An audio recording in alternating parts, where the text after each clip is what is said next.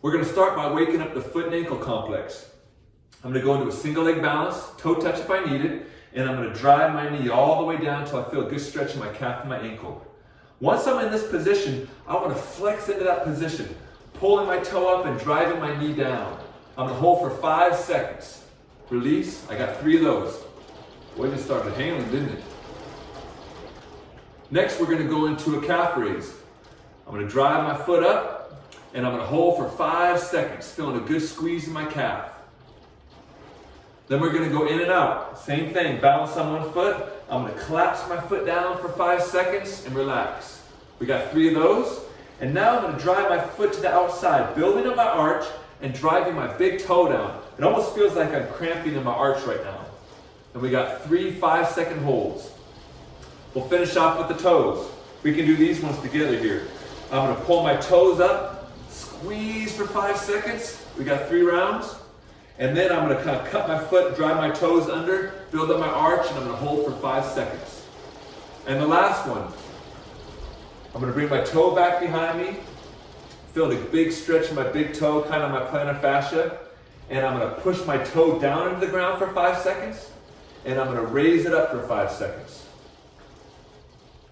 For the chest and shoulder 3D stretch, we got 2 positions. The first one, you're going to have your hand up against the wall, shoulder touching the wall. We're going to rotate away so I feel a good stretch in my chest. And now from here, I'm going to drive my hips front to back. I'll drive them side to side 10 times. And then I'll rotate, get the bigger stretch all the way through that pec biceps area. And then for the shoulder, we're going to have your hand up against the wall. Lean forward till you feel a good stretch.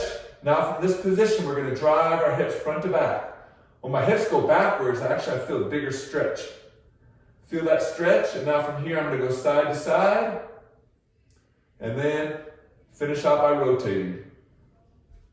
So for our bended four-way hip, even though the band's on my right foot, I'm actually working my left hip. So as my foot drives side to side, I want to get a lot of action out of that opposite leg. I'm going to rotate counterclockwise. Once again, even though the right foot seems like it's doing the work, it's my left hip that should be burning. Rotate again, drive that foot across, working that stance leg, and then finish out 4th position. Same thing, get a big stretch out of that left hip, and then forward. There are 7 different foot positions in the squat matrix. We're going to go 5 reps of each position. We always start at neutral, and now I'm going to go right foot forward for my first position. And I'll go 5 squats. Back to neutral, and now I'll go left foot forward. 5 squats. Back to neutral. Now I'm going to go narrow. 5 squats. Back to neutral. And now this is a challenge one. I'm going to go wide 5 squats. Back to neutral. Now in my neutral position, my toes are slightly out. So I'm going to go internally rotated for me is actually toes forward. And I'm going to go 5 squats. I'll go back to my neutral position. And now I'm going to go toes out. And then I'll finish out which is my normal squat, 5 reps.